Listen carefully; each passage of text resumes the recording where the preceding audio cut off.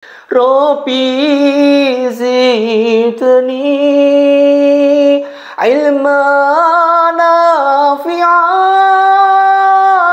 wa wafiqni amalan maqbula wa wahabli rizqan wasi'a. Assalamualaikum warahmatullahi wabarakatuh. A'udzubillahi minasyaitonir rajim. Bismillahirrahmanirrahim. Alhamdulillah wassalatu wassalamu ala Rasulillah la haula wala quwata illa billah. Bismillahirrahmanirrahim. Qul a'udzu birabbil falaq min syarri ma khalaq wa min syarri ghasikin idza waqab. Wa min syarri naffasati fil 'uqad wa min syarri hasidin idza hasad. Shadaqal wa'dim, shadaqa wa ala Rasulillah sallallahu alaihi wasallam. Pertama kita panjatkan rasa puji syukur kita pada Allah Subhanahu wa taala atas segala rahmat, hidayah yang Allah berikan kepada kita. Juga segala apa yang kita lakukan senantiasa Allah ridhakan buat kita. Ini yang merupakan kita dambakan. Salawat dan salam mari kita haturkan pada junjungan kita Nabi Muhammadin sallallahu alaihi wasallam. Mudah-mudahan kita senantiasa innallaha wal malaikatahu yusholluna 'alan nabi ya ayyuhalladzina amanu shollu alaihi wasallimu taslima. Ma'asyiral muslimin muslimat jamaah pencerahan bimbingan amalan yang Ustaz takzimi, Ustaz muliakan. Perlunya segala sesuatu yang menurut Islam itu penting untuk kita amalkan. Merupakan suatu amaliyah yang terprioritaskan, yang didambakan oleh Allah sebagai hamba Allah yang beriman. Adalah segala sesuatu yang bisa diartikan sebagai dosa yang terdiri dari rasa tidak suka, keinginan tidak baik, kemarahan, merasa tersinggung dan terganggu dalam segala hal yang ada. Kemarahan emosional yang tidak terkontrol pada diri kita. Kemudian tersinggungnya perasaan kita, terganggunya segala ekosistem yang kita punya oleh mereka yang tidak bertanggung jawab. Ini merupakan suatu hal yang Islam benar-benar nanti akan diterapkan bagaimana caranya. Keimanan ini adalah merupakan suatu hal yang paling penting. Di dalam suatu perbuatan-perbuatan yang mencerminkan segala apa yang Allah berikan buat hamba yang beriman. Dan adapun yang larangan-larangan yang Islam sendiri tidak harus lakukan. Di saat kita sholat, senantiasa pikiran kita terfokus pada Sang Khalik, yaitu Allah Subhanahu wa ta'ala. Khusyuk merupakan suatu hal yang prioritas. Namun semua ini yang kita lakukan tidak bisa stabil. Kenapa? Karena ekosistem yang ada di sekeliling kita, baik ekosistem yang ada secara nyata maupun yang tidak ada, tidak kelihatan secara real alias gaib. Apakah itu bangsa iblis?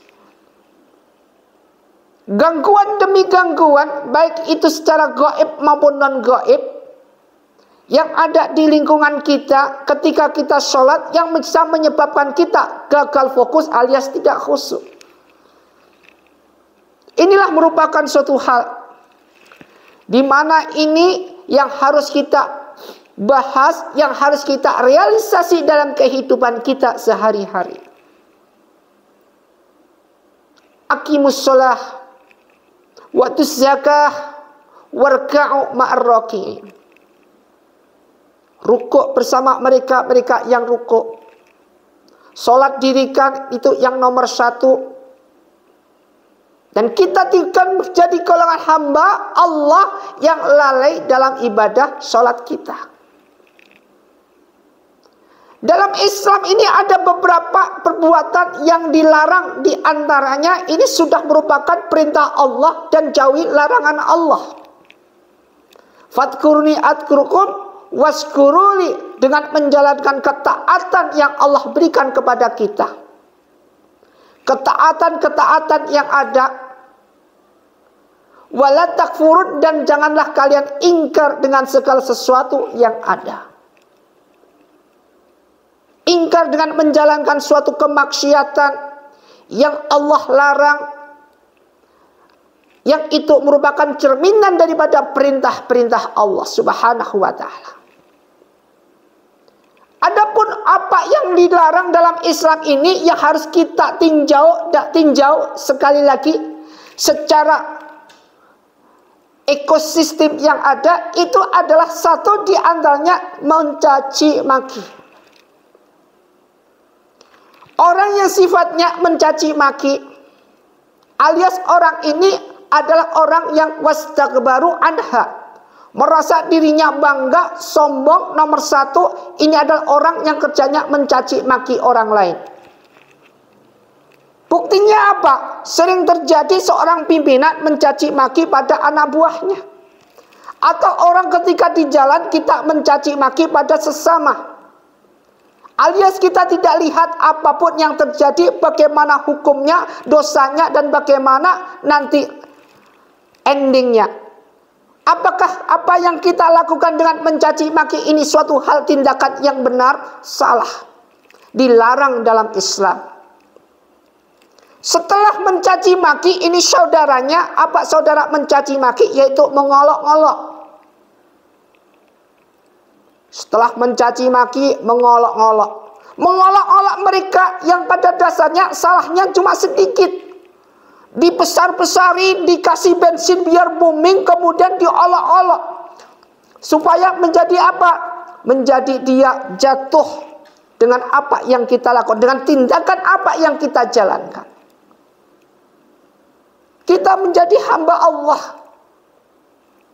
yang secara spontanitas masuk ke dalam hamba Allah. Wal asri innal insana lafi khusri. Orang yang rugi dalam setiap waktu yang kita jalankan. Waktu yang kita lakukan, amaliyah yang kita jalankan, rugi terus. Karena apa? Karena kita di luar rel yang Allah sudah tentukan, yaitu sesuai dengan jalur Islam, yaitu Al-Quran dan Sunnah Rasul. Mencaci maki saudaranya, mengolok-olok, kemudian terusnya mencela. Ketika kita mencela, orang kalau sudah mencela segala sesuatu yang ada di depan kita, ini sudah tidak bagus. Artinya orang ini sudah terkena dengan penyakit apa namakan khatamallahu ala qulubihim wa ala sam'ihim wa ala absarihim ghisyawah. Ditutuplah.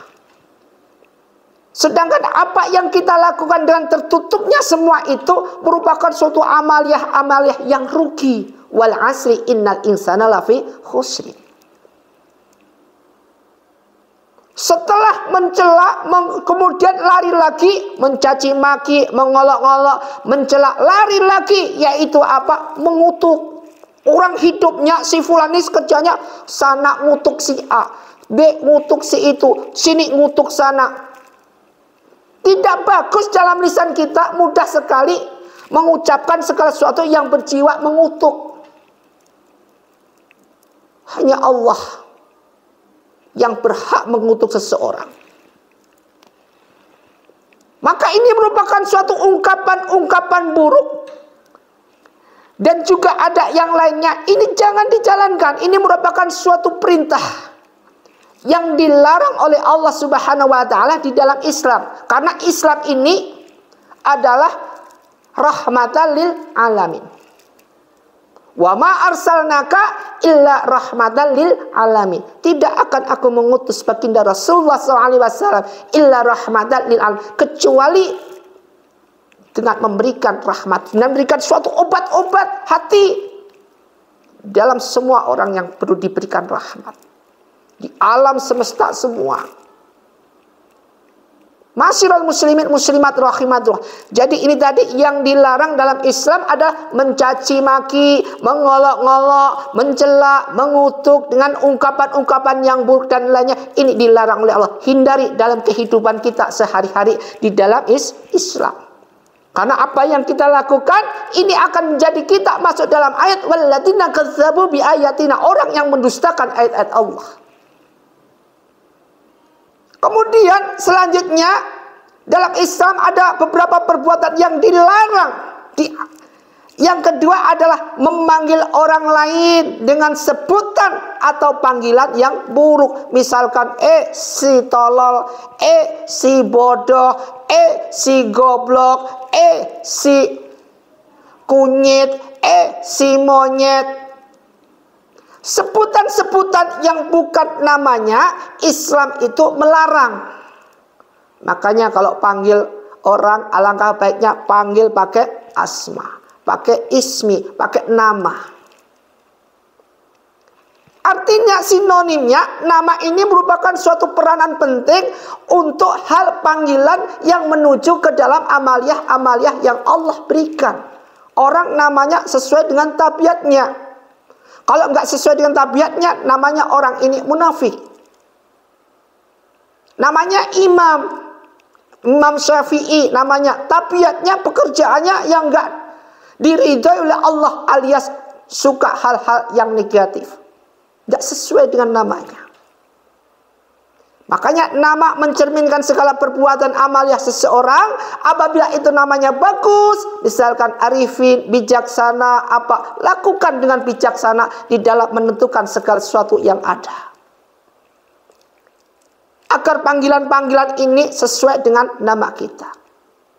Bagus sekali. Dan merupakan figur-figur ahli surga ketika dia memanggil namanya. Assalamualaikum, wahai Ahmad.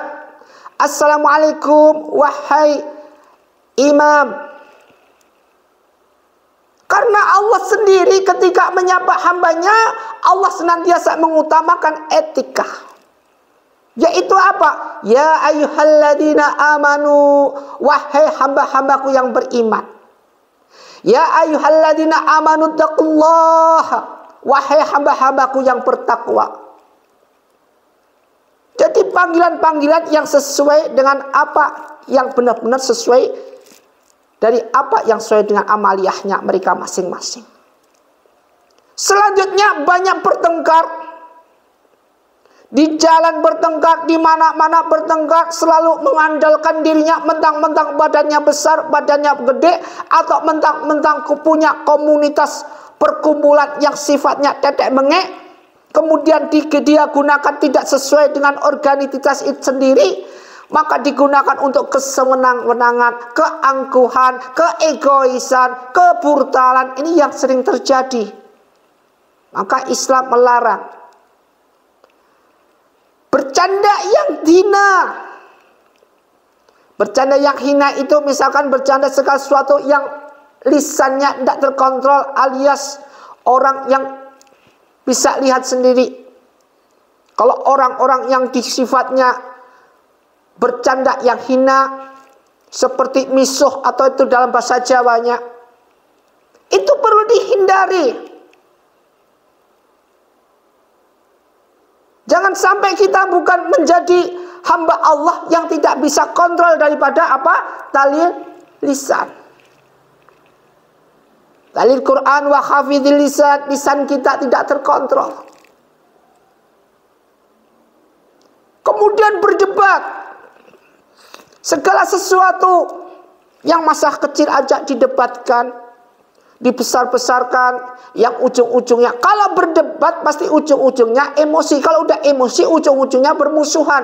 Bukan tali silaturahim yang kita besarkan, tapi di sini perselisihan yang diunggulkan. Ketika ada perselisihan, maka di tengah-tengahnya pasti ada iblis, ada setan.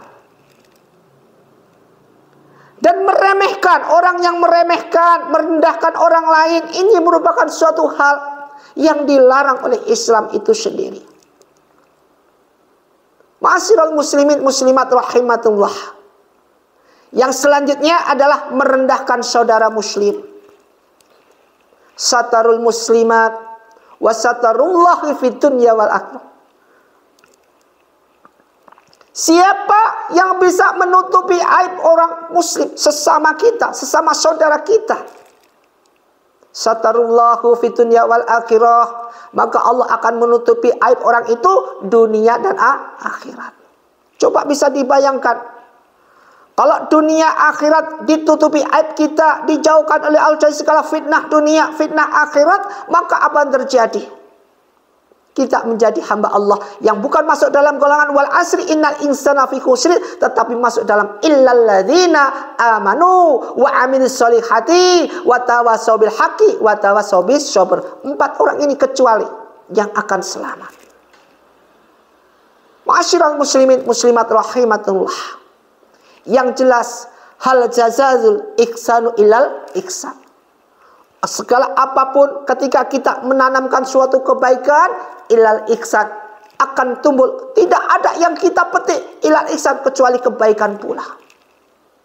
Maka dari itu di dalam amaliyah kita sehari-hari, jadikanlah diri kita ini menjadi hamba Allah yang senantiasa bisa merealisasi dalam kehidupan sehari-hari, di dalam dakwah kita, di dalam tausiah kita, di dalam kita menyebarkan khairum man ta'allamal Quran wa amalah, meskipun itu 1 ayat. Mari, ini merupakan suatu amaliyah yang bagus.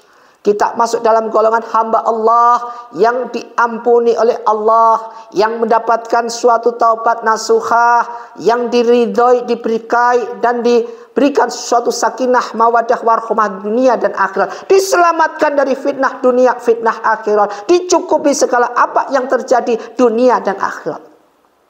Ma'asyiral muslimin muslimat rahimatullah, dimuliakan Allah. Mudah-mudahan sedikit ini bisa kita terima dan bisa kita ambil konotatifnya yang berbau positif.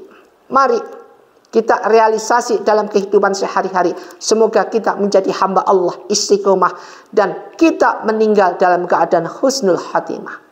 Wabillahi taufiq wal hidayah. Assalamualaikum warahmatullahi wabarakatuh.